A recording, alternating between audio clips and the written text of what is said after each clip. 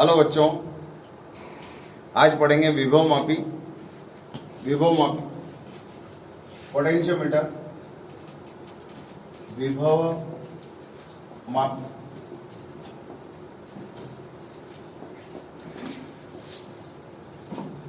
Potentiometer नाम से पता चल रहा होगा, विभव मापी विभवांतर नापने का उपकरण है। विभवांतर मापने का उपकरण, लेकिन 10th क्लास में तो आपने अलग नाम सुना है ना। एक और उपकरण है जिसे हम बोलते हैं वोल्ट मीटर। वोल्ट मीटर भी क्या करता है? विभवांतर नापता है।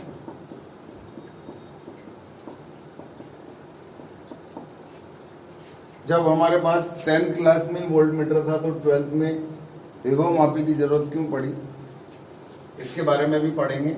और फिर विभव मापी क्या है, कैसे नापता है। इसके अंदर आपको 4 तो प्रैक्टिकल मिलेंगे, 4 प्रैक्टिकल्स मिलेंगे, चारों अच्छे प्रैक्टिकल्स हैं। और वोल्ट मीटर विभवांतर नाप रहा है, फिर हमें इसकी जरूरत क्यों पड़ी, हम उसके बारे में भी पढ़ेंगे। और दूसरी बात, इसका सिद्धांत क्या है विभव मापी का, कैसे विभवांतर नापता है, वो भी पढ़ेंगे। और ये चारों प्रैक्टिकल्स भी पढ़ेंगे, ठीक है।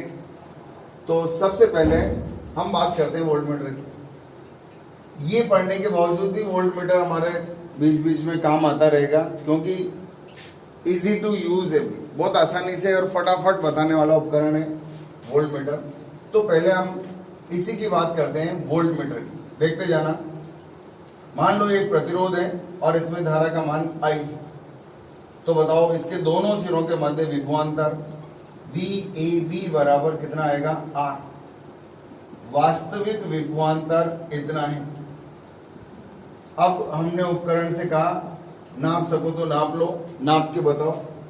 A और B के मध्य विभवांतर का मान नाप के बताओ। इसमें धारा का मान I है। इसके मध्य विभवांतर नापने के लिए 10th क्लास में आपने एक उपकरण पढ़ा है जिसका नाम है वोल्ट मीटर, ठीक है। वोल्ट मीटर पढ़ा है। अब क्या होता है कि जब हम इसके दोनों सिरों के मध्य, इसका प्रतिरोध R है, इसके दोनों सिरों के मध्य जब विभवांतर नापने के लिए वोल्ट मीटर को जोड़ते हैं, जब इस वोल्ट मीटर को जोड़ा जाता है तो इस वोल्ट मीटर का भी कुछ न कुछ प्रतिरोध होता है। हालांकि बहुत उच्च होता है प्रतिरोध इसका, लेकिन कुछ न कुछ प्रतिरोध होने के कारण ये इस धारा में से काम करने के लिए एक छोटा सा, नन्हा सा, बहुत बारीक सा एक अंश चुरा लेता है। यहां से धारा का थोड़ा सा अंश इसने ले लिया, तो अब इसमें धारा कितनी बची बताओ? I आ रही थी, I में से I डैश इधर चला गया, तो बचा कितना? I माइनस I डैश बचा। तो अब ये जो वोल्ट मीटर है, वोल्ट मीटर द्वारा मापा गया विभवांतर V डैश बराबर कितना आएगा? ओम का नियम लगा दो, धारा गुणा प्रतिरोध, I माइनस I डैश गुणा R, इतना नापेगा। वास्तव में विभवांतर कितना था? I into R। और जो ही आपने इसको नापने के लिए वोल्ट मीटर जोड़ा, तो वोल्ट मीटर जोड़ते ही इसके दोनों सिरों के मध्य विभवांतर का मान इतना है। हालांकि I डैश का मान बहुत कम है, बहुत कम, इतना कम है कि हम इसको छोड़ भी देवे तो कोई फर्क नहीं पड़ा। लेकिन अगर छोड़ देते हैं तो हम बोलेंगे वोल्ट मीटर ने सही नापा। लेकिन जब बारीकी से अध्ययन करेंगे, बहुत आप सेंसिटिव आंसर देना चाहते हैं, तो उस केस में क्या बोलेंगे कि इस वोल्ट मीटर ने जो विभवांतर नापा है वो V डैश बराबर I minus I dash into R नापा है, ठीक है। अब देखो, जैसे मान लो इस धारा का मान, I का मान है मान लो 2 एम्पियर, और प्रतिरोध का मान लो 50 एम्पियर है, 50 ओम है, सॉरी, तो बताओ विभवांतर का वास्तविक मान कितना आया, I इंटू आर, 2 गुणा 50 कितना हो गया 100 वोल्ट के बराबर, 100 वोल्ट विभवांतर। अब मान लो इसके सिरों पर विभवांतर नापने के लिए I डैश, इसने जो ही नापा तो इसने कुछ धारा इसमें से चुरा ली। मान लो I डैश का मान कितना है 0.1 एम्पियर, 0.1 एम्पियर इसने इसमें से चुरा लिया। तो बताओ नापा गया विभवांतर कितना आएगा, कितनी धारा आ रही थी इधर से बताओ 2 एम्पियर, 2 में से 0.1 उधर चला गया, तो प्रतिरोध में धारा का मान I minus I dash into R, ये हो गया। इसको सॉल्व करूंगा तो 1.9 रह गया ना, 2 में से ये चला गया, इंटू 100। आप इसको 100 से गुणा करो, ये कितना आया 50 है ना, 50 से गुणा करो इसको, बताओ कितना आएगा 0, 9 पंजे 45, 5 4 और 5 और 4 9, ये आया आपके पास 95 वोल्ट,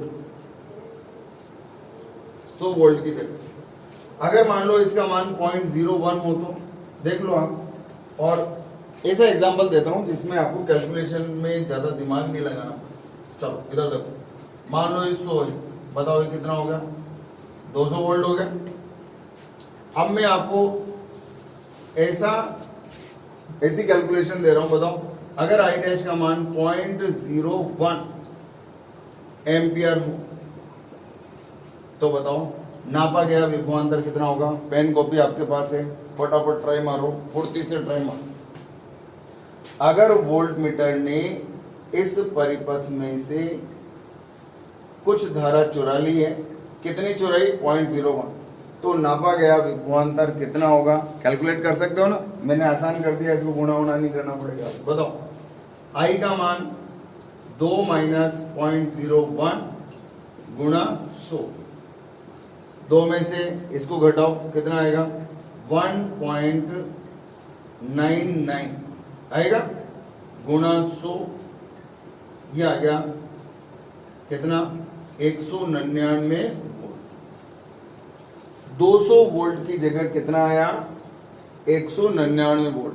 अगर ये धारा और कम चुराएगा तो, अगर धारा और कम चुराएगा तो इसका मान 199.9 भी आ सकता है। अगर 0.001 एम्पियर की धारा चुराए, कितनी चुराए 0.001, देखो इधर मैं चेंज करता जा रहा हूं, 0.001 अगर ये होता, ये 0.001 होता तो ये कितना आता 1.999। अब बताओ बताओ बताओ बताओ बताओ कितना आएगा आंसर। नहीं, कुल मिलाकर के नापना था 200 वोल्ट को और आंसर आ रहा है 199.9। हम ये कहना चाहते हैं ये वोल्ट मीटर मुख्य परिपथ से धारा का एक अंश ग्रहण कर लेता है, इस कारण ये जो भी नापेगा वो 100% सही नहीं होगा, एग्जैक्ट नहीं होगा। लेकिन अगर मोटे तौर पर देखा जाए तो 200 वोल्ट की जगह 199.9 आ रहा है तो भी सही है। मान लो इसका प्रतिरोध और ज्यादा होता तो ये और कम धारा लेता, ये 0.01 लेता, तो अब आपका आंसर आता 199.99 वोल्ट। एक तरह से आ ही रहा है ना पूरा का पूरा, ऐसा लग रहा है 200 वोल्ट के बराबर ही आ रहा है, लेकिन लग रहा है नहीं 200 वोल्ट में और इसमें अंतर है। हम ये कहना चाहते हैं कि वोल्ट मीटर कभी भी एग्जैक्ट मापन नहीं कर सकता है, लेकिन फिर भी हम इसी का उपयोग कर देंगे। बताओ अगर आपसे कोई बोले कि इसमें अभी आप देखेंगे इस विभव मापी के अंदर बहुत बड़ा तो उपकरण होता है और नापने के लिए बहुत समय लगता है और थोड़ी सी पेचीदगी है उसके अंदर नापने के लिए, बताता एग्जैक्ट है, लेकिन इसमें वोल्ट मीटर में क्या है, कट से यहां नापना है, जोड़ा कट से आपका आंसर रखे। तो इस वोल्ट मीटर के अंदर हम क्या बोलेंगे, इजी टू यूज, उपयोग में आसानी, उपयोग में आसानी।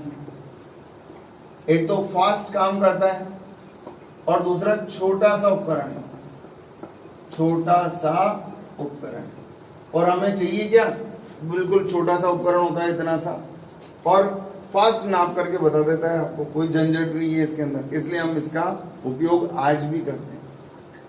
तो लेकिन आपको एक कमी पता चल गई। बताओ, अब आपसे कोई बोले विभवांतर के यथार्थ मापन के लिए आप वोल्ट मीटर का उपयोग करेंगे या विभव मापी का उपयोग करेंगे, तो आप क्या आंसर देंगे?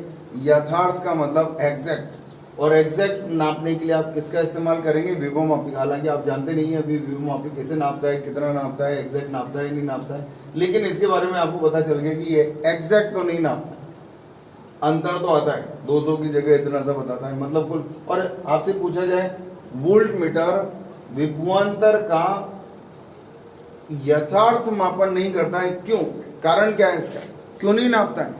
तो हमारा आंसर होगा क्योंकि वोल्ट मीटर का कुछ ना कुछ रेजिस्टेंस होता है, और उसी रेजिस्टेंस की वजह से, परिमित प्रतिरोध की वजह से ये मुख्य परिपथ से धारा का एक अंश ग्रहण कर लेता है, और अंश ग्रहण करते ही इसके अंदर इसके दोनों सिरों के मध्य विभवांतर का मान थोड़ा सा घट जाता है। हम ये कहना चाहते हैं वोल्ट मीटर द्वारा मापा गया विभवांतर एग्जैक्ट नहीं होता है, होता बिल्कुल एग्जैक्ट के पास ही है, लेकिन एग्जैक्ट नहीं होगा।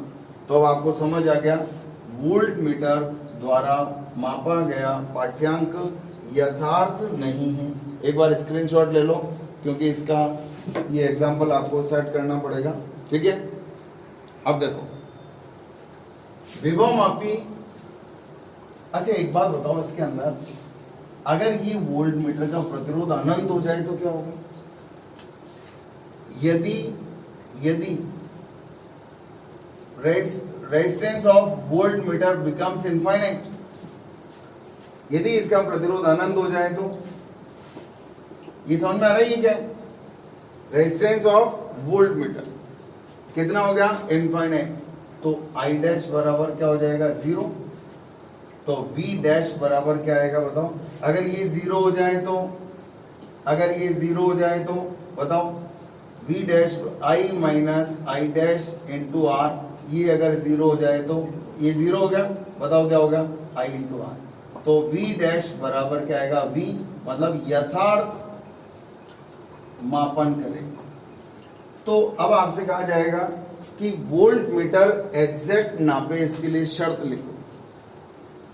वोल्ट मीटर द्वारा विभवांतर का यथार्थ मापन एग्जैक्ट मेजरमेंट कब होगा?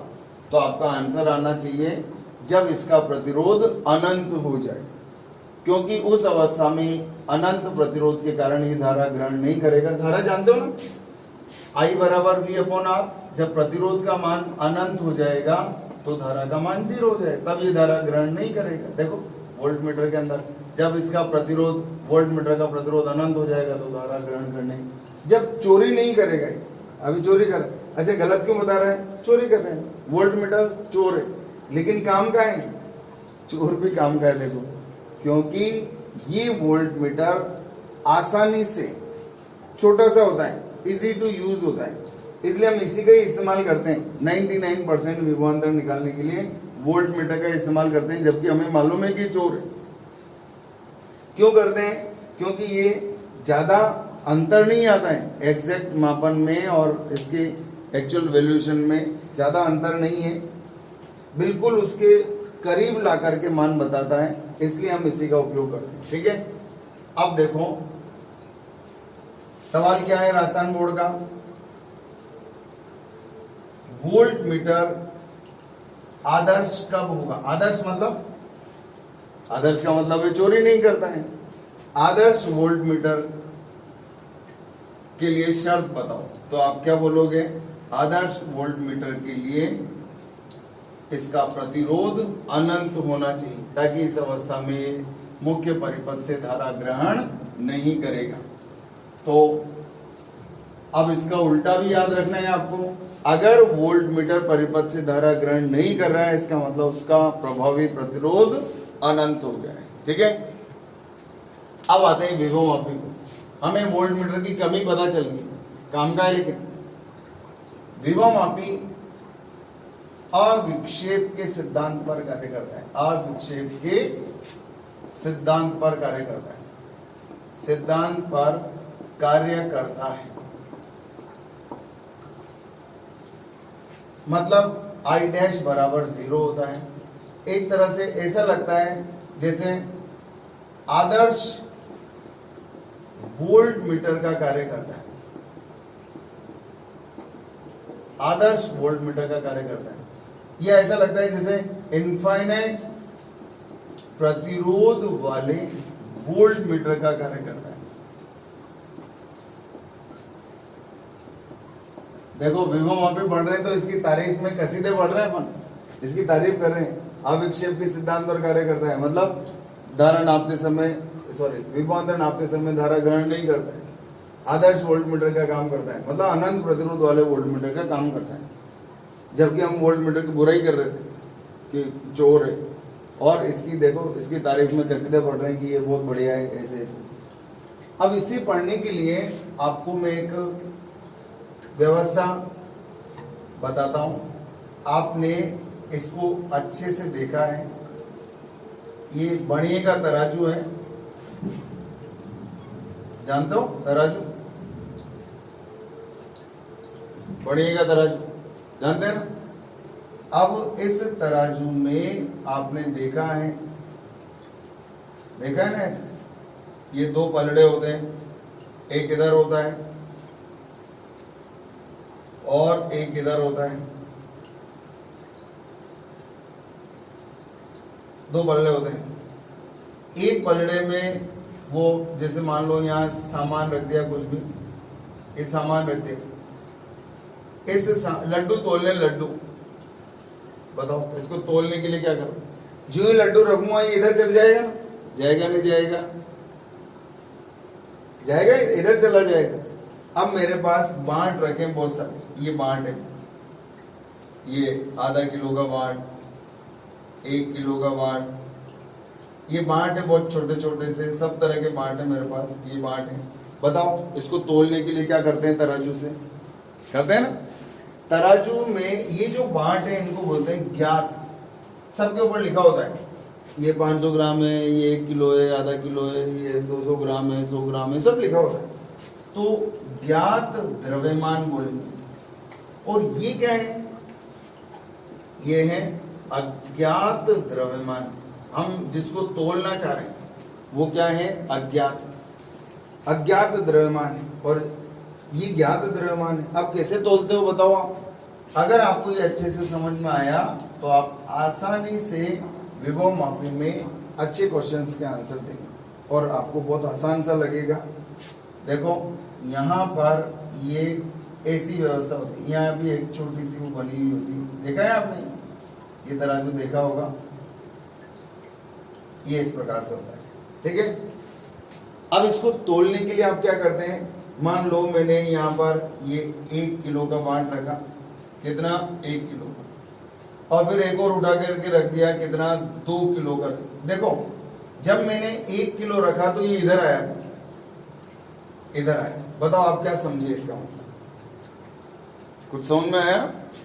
जब मैंने 1 किलो का बांट रखा तो ये तराजू इधर झुकी, ये इधर आ गया, यूं झुकी। तो आपको ये समझ में आ गया कि इसका द्रव्यमान 1 किलो से ज्यादा है, यहां कुछ और रखना पड़ेगा अभी।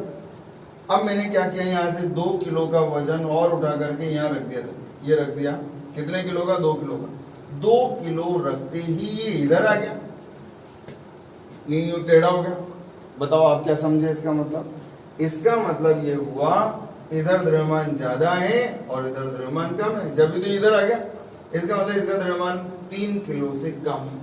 अब मैंने क्या किया, ये 1 किलो हटा करके इसकी जगह ये 500 ग्राम, आधा किलो वाला रख दिया, ये आधा किलो रख दिया, आधा किलो। बताओ आधा किलो रखा तब ये थोड़ा सा इधर आया, इधर।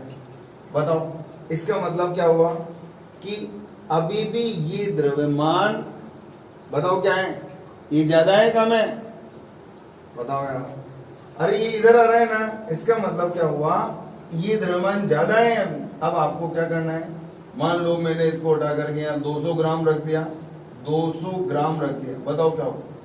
ये वापस इधर चला गया, थोड़ा सा हल्का सा इधर आ गया, बताओ ये थोड़ा इधर आ गया, यूं टेढ़ा हो गया, बताओ इसका मतलब क्या हुआ? इसका मतलब ये हुआ कि ये ज्यादा हो गया। अब मैंने यहाँ से हटा करके इसको हटा करके यहाँ 100 ग्राम वाला रख दिया, 100 ग्राम का, और ये 100 ग्राम का रखते ही ये यहाँ आ गया। बताओ क्या समझे इसका? अगर ये समझ में आ गया है तो विभव मापी यही काम करने वाला, आपको ये समझ आ जाना चाहिए। आपने इस दौरान क्या क्या किया वो भी समझ में आना चाहिए, और इस दौरान आपने यहाँ क्या क्या देखा वो भी समझ में आना चाहिए। ये का ये चीज आपको वहां नजर आ जाएगी। बताओ ये एग्जैक्ट बिल्कुल 0 पर आ गया, ये 0 है, ये इधर भी जा सकता है, इधर भी जा सकता है, लेकिन अभी तो यहाँ है। आपको क्या समझ आया कि ये जो अज्ञात द्रव्यमान है वो किसके बराबर है? m ज्ञात के बराबर। बताओ कह सकते हो क्या ऐसा? ये जो इसके अंदर है वो क्या है? m ज्ञात, और यहाँ ये क्या है? m अज्ञात। जो बांट है हमारे पास उनको क्या बोलेंगे? ज्ञात द्रव्यमान, और इसको क्या बोलेंगे? अज्ञात। तो बताओ ऐसा कब लिख सकते हो? अविक्षेप की अवस्था, अविक्षेप, या इसको ऐसे ही बोलते हैं शून्य विक्षेप की अवस्था पर, शून्य विक्षेप की अवस्था पर इन दोनों का द्रव्यमान बराबर हो। ठीक है, अब हम इसको कन्वर्ट कर देते हैं। ये देख लिया आपने, इसको मैंने कन्वर्ट कर दिया। एक विभवांतर ये है, देख लो ध्यान से, एक विभवांतर ये हो गया, और एक विभवांतर ये है, और बीच में क्या लगा है? गैल्वेनोमीटर। अरे हटाओ इसको, ऐसा लगा हुआ है, ऐसा ये लगा हुआ, यहाँ 0 होता है, इसका नाम है गैल्वेनोमीटर। ये गैल्वेनोमीटर है। और अब बताओ ये है अज्ञात विभवांतर। क्या है ये? अज्ञात विभवांतर। इन सेलों को ऐसे जोड़ लो, चाहे ऐसे जोड़ लो, ऐसे जोड़ लो, ताकि मेरे को बाद में कुछ आसानी हो जाएगी सर्किट बनाने में। बताओ इधर जो भी होगा, यहां मैं ऐसा लगा रहा हूं, ऐसा, ये तीर का निशान का मतलब है कि ये क्या है? ज्ञात है। एवं आप इसको चेंज भी कर सकते हैं। इसका मतलब जानते हो ना, जैसे मान लो ये प्रतिरोध है फिक्स, अगर ऐसा लगा दिया तो इसका मतलब आप यहाँ पर रेगुलेटर लगा हुआ है। रेगुलेटर का मतलब जानते हो? जैसे पंखा है, एक तो रेगुलेटर नहीं है, मान लो पंखे में, तो क्या होता है? स्विच ऑन करते ही ये अपनी स्पीड से चलता है, फुल स्पीड से चलता है ऐसा। लेकिन अगर रेगुलेटर लगा है तो हम इच्छा अनुसार, सर्दी लग रही है तो कम स्पीड कर सकते हैं, गर्मी लग रही है तो हम स्पीड बढ़ा सकते हैं, उस तरह से। तो यहाँ इसका मतलब है रेगुलेटेड है, इसका मतलब है इस विभवांतर का मान हम अपनी मर्जी से घटा और बढ़ा सकते हैं। ज्ञात एवं परिवर्तित, ये जो विभवांतर है वो ज्ञात और परिवर्तित है। बताओ ये तराजू, ये किसका काम कर रहा है? देखो गैल्वेनोमीटर इसका काम करेगा। यहाँ क्या नापते हैं अपन? द्रव्यमान। और यहाँ क्या नापेंगे? विभवांतर। ये रहा अज्ञात, ये तराजू है। इलेक्ट्रॉनिक कांटा हो गया एक तरह से, इलेक्ट्रॉनिक द्रव्यमान हो गया, इलेक्ट्रॉनिक मापन हो गया ये विभवांतर का। इसी को हमने यहाँ कन्वर्ट कर दिया। देखो इधर, अब देखो मान लो इसका मान आपको ज्ञात करना है। अब इसके अंदर मान लो ये विक्षेप इधर आ रहा है, तो हम समझ जाएंगे कि दोनों बराबर नहीं है। देखो अगर मान लो ये कांटा इधर चला गया, इसका मतलब क्या? ये दोनों बराबर हैं क्या? नहीं। मान लो मैंने इसका मान चेंज करा रेगुलेटर से, और इसके अंदर ये विक्षेप इधर आ गया, इसका मतलब आप क्या समझे? बताओ। इसका मतलब ये दोनों बराबर नहीं है, यही समझे ना इसका मतलब। अगर मान लो मैं आपसे यूं बोलूं कि इधर जा रहा है, इसका मतलब ये ज्यादा है, इधर आ रहा है, इसका मतलब इधर कम है, ऐसे सेटिंग कर रखा है मैंने इसके अंदर। बताओ अगर ये इधर आ गया, इसका मतलब क्या होगा? इसका मतलब VAC, ये वाला ज्ञात विभवांतर का मान ज्यादा और इसका मान कम। और अगर ये इधर आ गया तो इसका मान ज्यादा है, इसका मान कम है। और अगर ये बिल्कुल बराबर आ गया तो कहाँ आ गया? ये 0 पर आ गया। तो बताओ क्या बोलोगे? बोलो ज्ञात विभवांतर का मान किसके बराबर हो गया? अज्ञात विभवांतर। लेकिन ऐसा तभी हो सकता है जब इसमें विक्षेप का मान शून्य। किस अवस्था में होगा? शून्य विक्षेप पर। केवल याद रहेगा, केवल ऐसा कब संभव है? जब विक्षेप का मान शून्य। हम कहना चाहते हैं विभव मापी अविक्षेप के सिद्धांत पर कार्य करता है, अर्थात विभवांतर नापते समय इस परिपथ में धारा का मान शून्य होता है। और इसकी गवाही कौन देगा कि धारा का मान 0 है? गैल्वेनोमीटर। गैल्वेनोमीटर कहेगा कि इसमें धारा का मान शून्य है। देख लो, विभव मापी विभवांतर नापने वाला है और मैं गवाही दे रहा हूं कि इसके अंदर धारा का मान शून्य है। ऐसा कहेगा गैल्वेनोमीटर, कहेगा देख लो विक्षेप 0 आ रहा है, फिर मत कहना कि गलत नापा। ये गवाही देगा कि इसके अंदर विक्षेप का मान 0 है। और जो ही विक्षेप शून्य हो गया तो आप समझ जाएंगे इसका मान कितना, इसके बराबर। ठीक है, एक बार इसका भी स्क्रीनशॉट ले लो, फिर आगे बात करते हैं। देखो काम हो गया। चलो, तो हमें अभी तक सिर्फ ये समझ आया कि विभव मापी एक तरह से तराजू की तरह काम करता है। तराजू में इस अज्ञात विभवांतर और ज्ञात विभवांतर की तुलना करते हैं। तराजू के अंदर क्या कर रहे हैं? अज्ञात द्रव्यमान की ज्ञात द्रव्यमान से तुलना कर रहे हैं। और संतुलन की अवस्था में या शून्य विक्षेप की अवस्था में दोनों का मान बराबर होता है। इसी तरह से विभव मापी की सहायता से अज्ञात विभवांतर और ज्ञात विभवांतर की तुलना की जाती है। और शून्य विक्षेप की अवस्था पर अज्ञात विभवांतर का मान ज्ञात विभवांतर के बराबर होता है। यही विभव मापी का सिद्धांत है। यही विभव मापी का सिद्धांत। आपसे कहा जाएगा विभव मापी का सिद्धांत लिखो, क्या लिखोगे बताओ? बड़ा आसान है, बहुत कूल, बिल्कुल कुछ भी टफ नहीं है। विभव मापी का सिद्धांत क्या है? भूल जाओ तो इधर आ जाना, नहीं तो अब यहाँ भी आंसर दे सकते हैं। क्या है विभव मापी का सिद्धांत? विभव मापी की सहायता से अज्ञात विभवांतर की तुलना ज्ञात एवं परिवर्तित विभवांतर से की जाती है।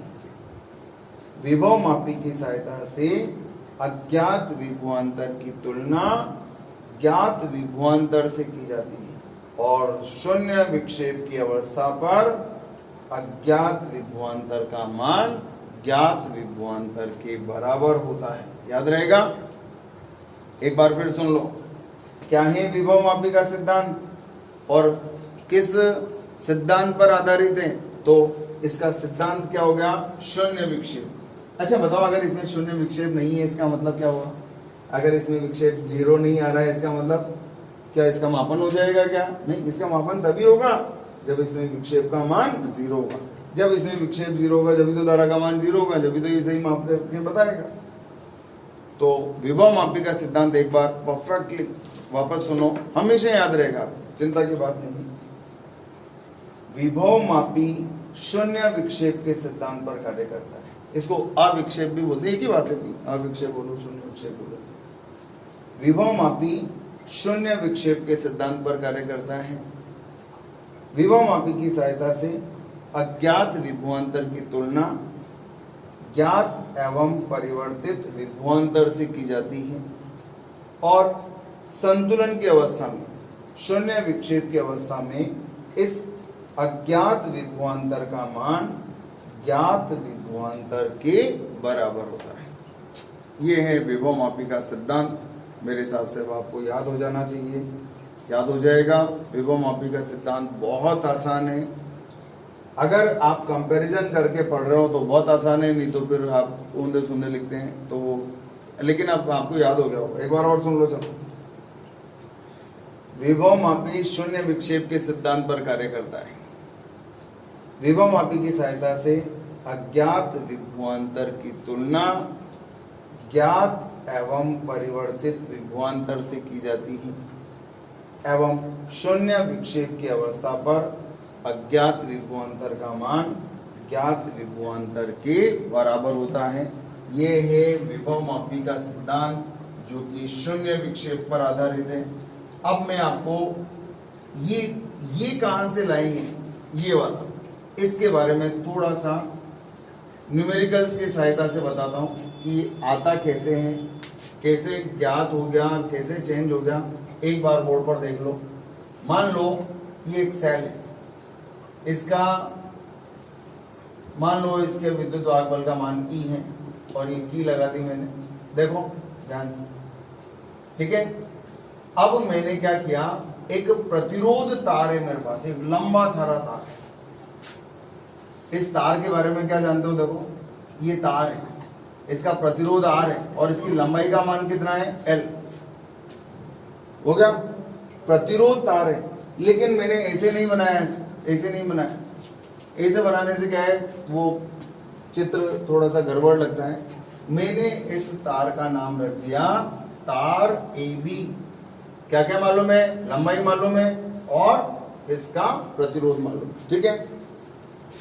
मैंने क्या किया, इसको यहां से जोड़ दिया और इसको यहां से जोड़ दिया। अब इसमें धारा प्रवाहित होगी। मान लो इसमें धारा का मान कितना है, I। तो बताओ इसके सिरों पर विभवांतर कितना होगा। बहुत आसान है, ओम का नियम लगा दो। अरे इसमें धारा आई होगी, इधर भी आई होगी, इधर भी आई होगी, ये आई होगी, तो इसके सिरों पर ये प्रतिरोध है, चालक तार नहीं। क्या है, प्रतिरोध तार। इसका प्रतिरोध मालूम है, तो इसके सिरों पर विभवांतर कितना हो गया, IR, ठीक है। मान लो ये कितना है, 5 वोल्ट पर, हो गया। तो बताओ ये दोनों सिरे कहां जुड़े हैं, यहां जुड़े हैं। इसका मतलब इसके सिरों पर भी विभवांतर का मान कितना आएगा, 5 वोल्ट। कितना आएगा, 5 वोल्ट। तो बताओ VAB बराबर कितना आएगा, बताओ बताओ बताओ कितना आएगा, 5 वोल्ट है। डायरेक्ट निकाल, VAB बराबर कितना आया, 5 वोल्ट। कोई दिक्कत, बहुत आसान काम है। अब देखो इसकी लंबाई कितनी है, चूंकि L लंबाई पर कुल वोल्टा, पूरी लंबाई पर वोल्टा का मान कितना है, VAB बराबर कितना है, 5 वोल्ट। और मान लो इसकी लंबाई का मान मैंने दे दिया आपको 10 मीटर। कितना दे दिया, 10 मीटर। L लंबाई की जगह कितना हो गया, 10 मीटर लंबाई। 10 मीटर लंबाई पर कुल वोल्टा का मान कितना आ गया, 5 वोल्ट। तो बताओ 1 मीटर लंबाई पर वोल्टा का मान कितना है, 1 मीटर लंबाई पर वोल्टा का मान कितना आएगा, 5/10 कितना आ गया, 0.5 वोल्ट प्रति मीटर आएगा या नहीं। बहुत तसल्ली से, आराम से, कुछ भी टफ नहीं, बहुत आसान है सब चीजें। न्यूमेरिकल से पढ़ोगे बहुत आसान लगेगी, और थ्योरेटिकल पढ़ोगे तो ऐसा लगेगा प्रैक्टिकल कर रहे हैं। इधर तार जोड़ा, इधर तार जोड़ा, ये प्रैक्टिकल, ये विक्षेप आ गया, ये लेकर ये तुलना होगी, ये से ये फिर रहेगी 2 क्लास का काम है जिसमें आपका काम हो जाएगा। लेकिन अगर आपको इसकी प्रॉब्लम्स नहीं आती हैं, न्यूमेरिकल्स नहीं आते हैं, पढ़ना बेकार हो जाएगा। तो आपको इसका न्यूमेरिकल करने के लिए बेसिक्स में न्यूमेरिकल्स से पढ़ो। देखो मान लो इसकी लंबाई का मान 10 मीटर है और इसके दोनों सिरे, ये सिरा यहाँ जुड़ा है, ये चालक तार, लेकिन ये प्रतिरोध तार। ये इसको मैं मोटा डार्क बना देता हूँ ताकि आपको पता रहे कि हाँ ये इन दवाई के अंदर प्रतिरोध, ठीक है ना। ये प्रतिरोध तार है, तो इसके दोनों सिरों के मध्य विभवांतर का मान 5 वोल्ट है और इसकी लंबाई का मान 10 वोल्ट है। 10 मीटर लंबाई पर वोल्टा का मान कितना आया, 5 वोल्ट। 5 वोल्ट, तो 1 मीटर लंबाई पर वोल्टा का मान कितना आ गया, ये। तो इसका मात्रक चेंज हो गया, देखो क्या आ गया, 0.5 वोल्ट पर मीटर, राइट। अब अगर मैं आपसे बोलूं एक बिंदु ये और एक बिंदु ये बिंदु है C, एक छल्ला है, एक छल्ला रिंग, ये रहा छल्ला, ये छल्ला है।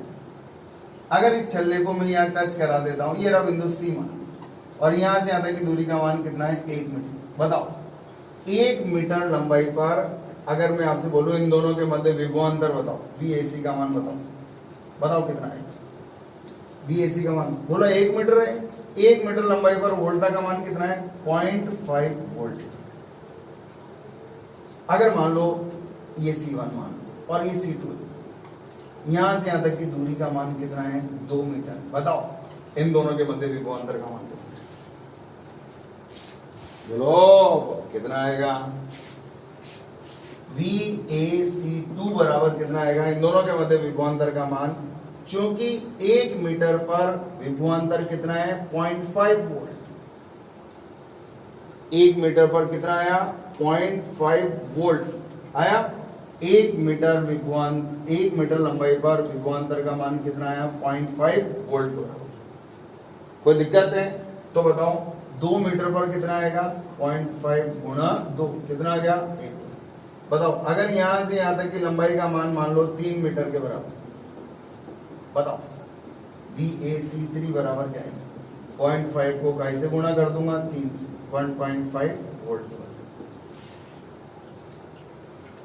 अगर मैं आपसे बोलूं कि यार यहां से लेकर यहां तक की लंबाई का मान L, ये C4, बताओ A और C4 के मध्य विभवांतर का मान क्या होगा? सोचो, थोड़ा सा दिमाग लगाओ। A और C4 के मध्य विभवांतर, इन दोनों के देखो बताएगा आपने, आंसर क्या आएगा? यहां से यहां तक की लंबाई का मान कितना है? L।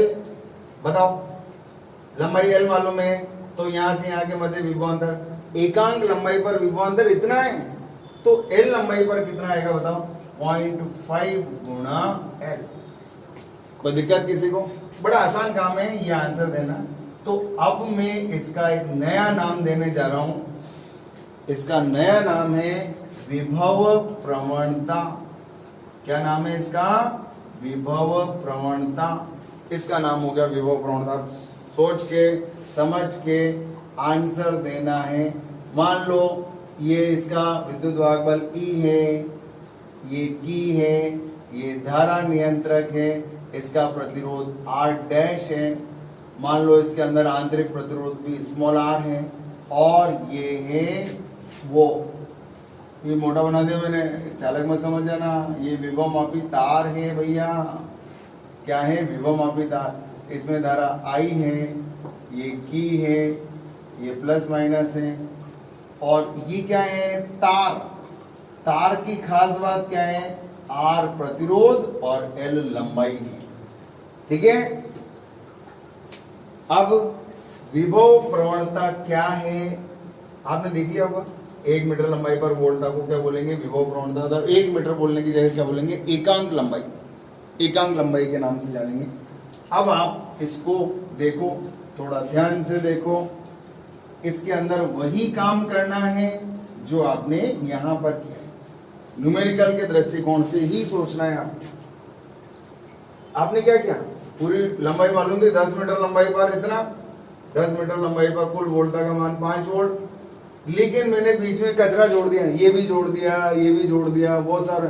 अब आप ये नहीं कह सकते कि इन दोनों के मध्य विभवांतर E है तो इन दोनों के मध्य भी E आएगा। ऐसा आएगा क्या? नहीं। और बीच में कचरे, कुत्ते, बिल्ली बहुत सारे नजर आ रहे हैं आपको। ये नजर आ रहा है, ये नजर आ रहा है, बहुत सारे। इसका मतलब क्या? अगर मान देखो यहाँ कुछ भी नहीं है, न इसका आंतरिक प्रतिरोध है, नहीं यहाँ कुछ और जोड़ रखा है। इसका मतलब ये सारा, ये चालक है। यहाँ से टिक टिक टिक टिक टिक, ये चालक है ना।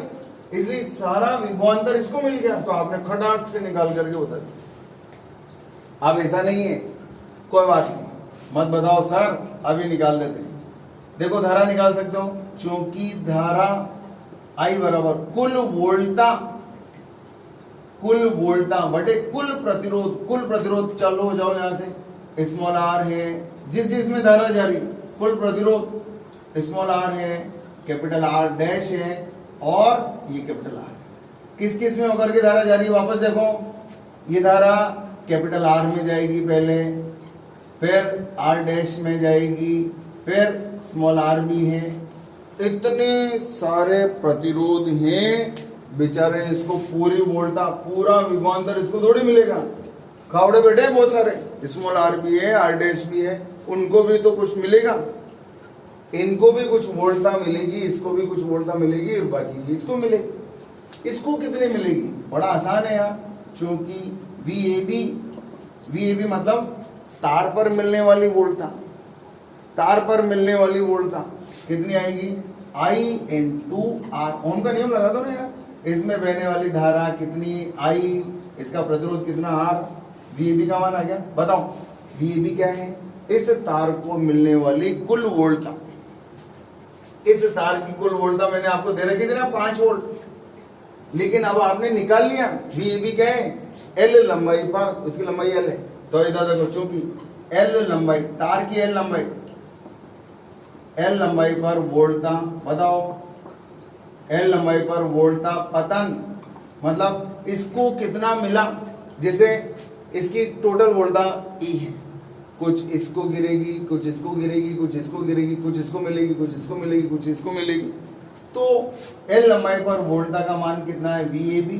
तो बताओ एकांक लंबाई पर, इसलिए एकांक लंबाई पर देखो देखो देखो एल लंबाई पर इतनी वोल्टता है, तो एकांक लंबाई पर वोल्टता का मान बताओ कितना आएगा, वीएबी अपॉन एल आएगा।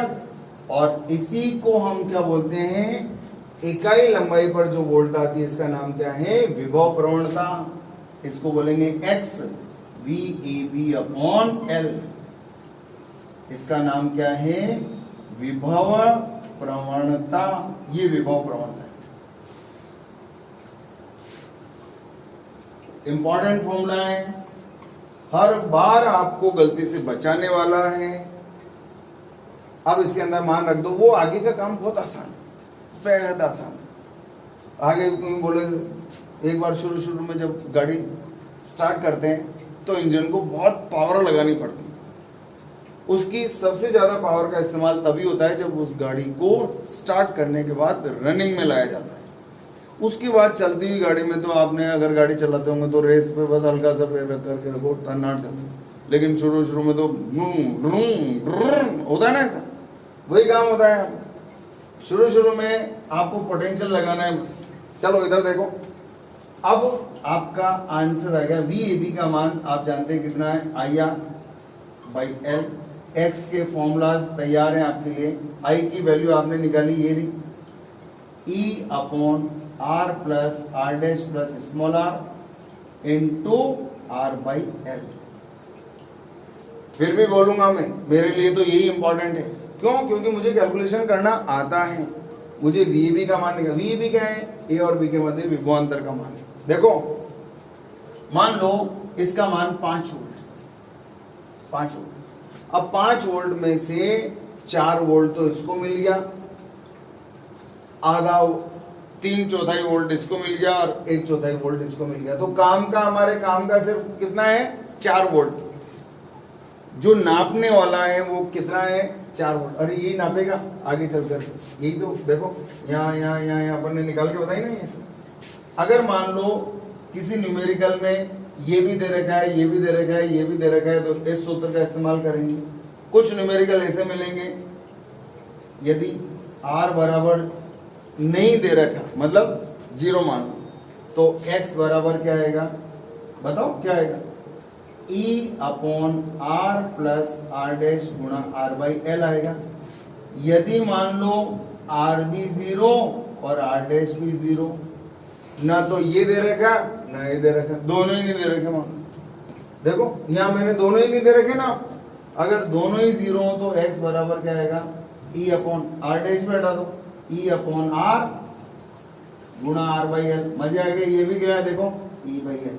इसका चित्र कैसा बनेगा, ये भी 0, ये भी 0, ये भी 0, 0 0 0 0, ये भी 0, ये भी 0। देखो यहाँ आर भी नहीं है, यहाँ आर डैश नहीं, तो फिर जितनी भी वोल्टा है सारी किसके बराबर हो जाएगी, ये भी 0 है, ये भी 0, ये भी 0, ये भी 0। तो बताओ टोटल सारी की सारी जो वोल्टा है वो किसको मिल जाएगी, तार को मिल जाएगी, और तार को मिलने वाली वोल्टा ही मेजरमेंट करती है। मेजरमेंट करने वाली वोल्टा कौन सी है, जो तार को मिलती है। अगर ये दोनों 0 हो गए तो बताओ क्या हुआ, देखो x बराबर क्या आ गया, E अपॉन एल। सारी की सारी वोल्टा इसको मिल गई, तो बताओ L लंबाई पर कितनी वोल्ट आई, तो एकांक लंबाई पर कितनी आई, E बाई एल। या क्या देखो E, तो ये है विभव प्रवणता ज्ञात करने का तरीका। क्या है विभव प्रवणता, किसे कहते हैं विभव प्रवणता, क्या मात्रक है इसका। कोई ऐसा नहीं लग रहा आपको कि ये तो जानी पहचानी सी चीज है यार, ये तो जाना पहचाना सा है, मात्रक भी जाना पहचाना, ये क्या हो रहा है, लेकिन लुक नया है और राशि पुरानी। देखो कैसे, पहले तो सबसे पहले विभव प्रवणता क्या है, विभव मापी तार की एकांक लंबाई पर वोल्टता, एल लंबाई पर वोल्टता, तार की एल लंबाई पर वोल्टता का मान VAB, तो एकांक लंबाई पर VAB by x, VAB by L, and this is the potential gradient. विभव प्रवणता x बराबर VAB अपॉन L। क्या है विभव प्रवणता, तार की एकांक लंबाई पर वोल्टता, ये है विभव, तार की एकांक लंबाई पर वोल्टता पतन को विभव प्रवणता कहते हैं। निकालने का तरीका बता दिया हमने, VAB का मान जो भी हो वो VAB का मान रख करके L का भाग लगा दो, आपका आंसर आ जाएगा। कोई दिक्कत किसी को? एक बार स्क्रीनशॉट ले लो इसका, हो गया। ये है विभव प्रवणता। अब आप लोग वापस सिद्धांत मैंने आपको पढ़ाया, क्या होता है सिद्धांत, वापस उसी पर आ जाते हैं। मैंने आपको एक चित्र बना करके दिया था तराजू का, दिमाग में लाओ, क्या था तराजू ने क्या किया था, तराजू ने द्रव्यमान निकाला था। कैसे निकाला था, एक तरफ अज्ञात एक तरफ ज्ञात। तुलता कब है वो, जब विक्षेप 0 हो जाता है। याद आने दो, दिमाग में आने दो, क्या किया था, उस तराजू ने अज्ञात द्रव्यमान की ज्ञात द्रव्यमान से तुलना की थी और संतुलन की अवस्था में दोनों का मान बराबर हो गया। विभव मापी का सिद्धांत क्या है, विभव मापी भी क्या करता है, अज्ञात विभवांतर की तुलना ज्ञात विभवांतर से करता है। ऐसा काम करता है, ऐसा काम करता है। ये अज्ञात है और ये क्या है बताओ, ज्ञात एवं परिवर्तित है, और साथ में क्या लगता है, एक गैल्वेनोमीटर जुड़ता है। अच्छा, मैंने इनको उल्टा करके बताया था आपको, ऐसे बताया था, ठीक है ना। और ये गैल्वेनोमीटर, और गैल्वेनोमीटर में एक सुई होती है 0 विक्षेप पर, ये गैल्वेनोमीटर। तो क्या था सिद्धांत याद है, अज्ञात गैल्वेनोमीटर शून्य विक्षेप के सिद्धांत पर कार्य करता है।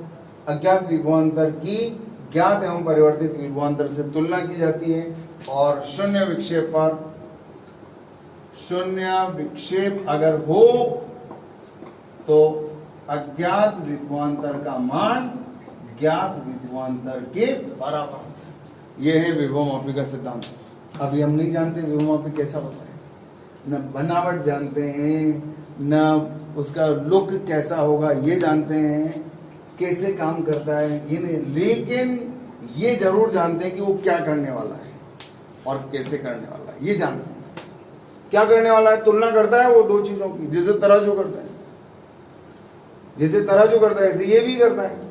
और हमें इसका सिद्धांत पता चल गया कि शून्य विक्षेप के सिद्धांत पर कार्य करता है, और शून्य विक्षेप की अवस्था में अज्ञात विभवांतर का मान ज्ञात विभवांतर के बराबर होता है। चलो बोर्ड पर देखो, बहुत ध्यान से, बड़े ध्यान से देखना पड़ेगा बंधुओं। इधर देखो, एक न्यूमेरिकल से समझा रहा हूं पहले, वही 5 वोल्ट का विभवांतर है।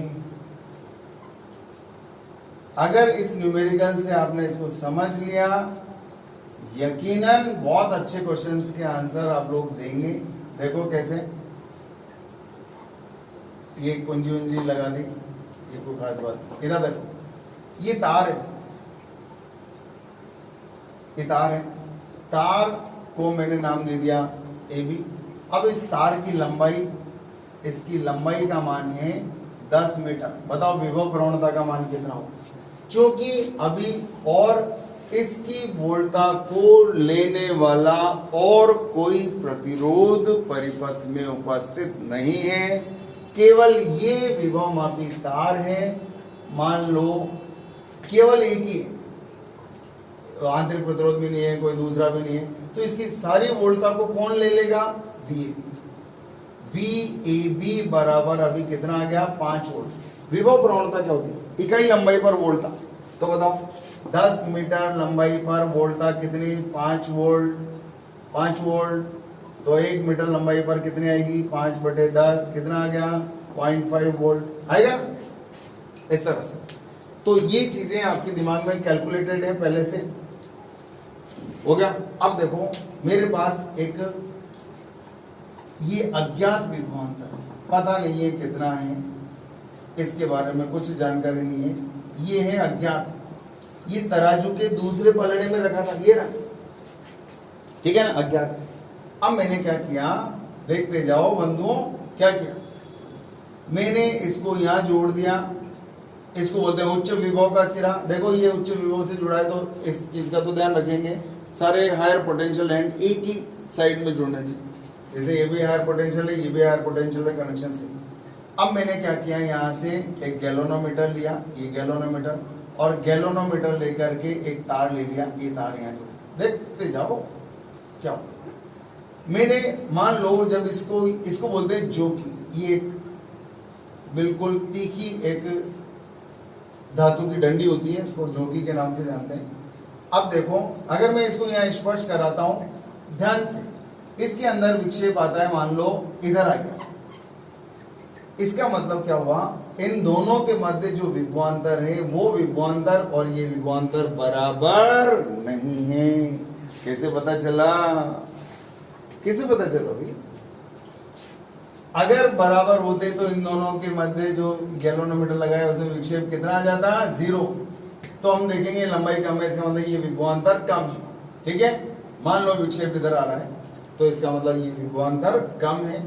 अब मैंने क्या किया, इसको यहां से हटा करके डायरेक्ट यहां टच करा तो इसे विक्षेप इधर आ गया, इसका मतलब अभी भी इन दोनों के मध्य विभवांतर इस विभवांतर के बराबर नहीं है।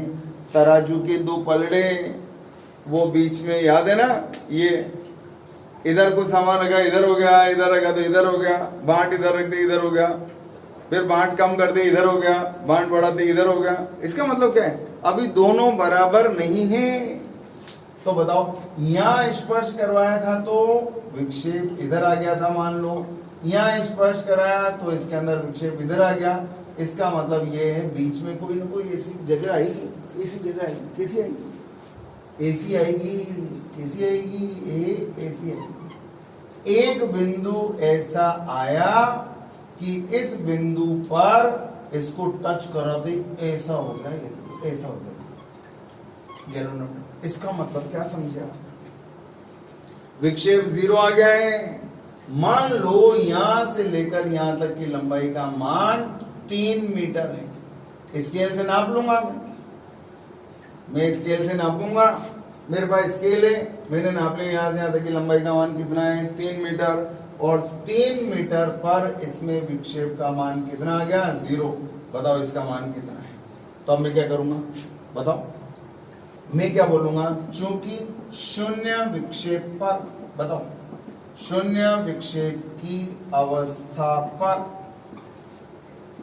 अज्ञात विभवांतर का मान ज्ञात विभवांतर के बराबर होता है। सिंपल सी गणित, तराजू के दो पलड़े हैं, शून्य विक्षेप आ गया, इसका मतलब अज्ञात का मान ज्ञात के बराबर होगा। तो V अज्ञात बराबर ज्ञात कौन सा है, ज्ञात कौन सा, अरे बहुत आसान है यार। इसका मतलब क्या हुआ, A और C के मध्य जो विभवांतर होगा वो लिख दूंगा यहाँ पे, इन दोनों के मध्य विभवांतर और इस विभवांतर के बराबर है, क्योंकि यहाँ स्पर्श कराने पर इसमें विक्षेप का मान 0 आया, यहाँ स्पर्श कराते विक्षेप 0 आया। तो अब मैं क्या करूंगा, देखो इधर, ये तो मेरा सिद्धांत हो गया। अब मुझे मालूम चूंकि इसकी लंबाई कितनी है 10 मीटर लंबाई पर, 10 मीटर लंबाई पर वोल्टता, बताओ 10 मीटर लंबाई पर वोल्टता कितनी है 5 वोल्ट। तो 1 मीटर लंबाई पर वोल्टता, 1 मीटर लंबाई पर वोल्टता कितना आएगा 5/10। लेकिन 3 मीटर पर कितना आएगा, 3 मीटर लंबाई पर वोल्टता मतलब VAC का मान आएगा 5/10 गुणा 3। आएगा तो ये आ गया आपके पास 1.5 वोल्ट। तो VAC का मान रख दो। इसका मतलब क्या हुआ, अज्ञात विभवांतर भी कितना हो गया, 1.5 वोल्ट। ये है विभव मापी का सिद्धांत, कार्य करने का तरीका अपना अलग ही अनूठा तरीका है। ये कहता है डंकी की चोट पर नाप करके बताऊं। जब मैं नापूंगा तब आप खुद बोलेंगे कि मैंने धारा ग्रहण नहीं की, और इसका सबूत कौन पेश करेगा, गैल्वेनोमीटर। गैल्वेनोमीटर के अंदर विक्षेप कितना होता है, 0 विक्षेप पर नाप करके बताता है। और डंकी की चोट पर कहता है तराजू जैसे नापता है मैं भी वैसे ही नापता हूं। जब 0 विक्षेप आ जाता है इसका मतलब ये हुआ अज्ञात विभवांतर का मान ज्ञात विभवांतर के बराबर है। कोई शक, किसी को अब कोई शक नहीं होना चाहिए, किसी को कुछ दिक्कत नहीं होना चाहिए, क्योंकि बड़ा आसान काम है इसको चेक करना। तो ये है विभव मापी का सिद्धांत। हो गया काम। अब मैं आपको कल इसकी यूटिलिटीज बताऊंगा, इसका उपयोग करना सिखाऊंगा। छुट्टी मत मारना कोई भी, सबको पढ़ना है, सबको, किसी भी हालत में। और दूसरी चीज, नीट के मैंने आपको क्वेश्चंस भेजे हैं कल, आपको उनके आंसर्स देने हैं। कुछ बच्चों ने आंसर्स दिए हैं, ठीक है। बड़ा आसान पेपर था कल का। 5 क्वेश्चंस आपके जो नीट का एग्जाम हुआ उसमें से 5 क्वेश्चंस हुए हैं जो अभी तक मैंने पढ़ाया उसमें से। हालांकि मैं पूरा पेपर नहीं देख पाया था रात को, लेकिन मुझे 5 क्वेश्चंस उसमें से वो नजर आए जो मैं आपको पढ़ा चुका हूँ। क्वेश्चंस वही है, आंसर देना उनके, आपका कॉन्फिडेंस बढ़ेगा। नीट में फिजिक्स के क्वेश्चंस बहुत आसान आते हैं, हम उसके कंपैरिजन में कई गुना ज्यादा टफ क्वेश्चंस करते हैं। चलो खैर, have a good day, thank you.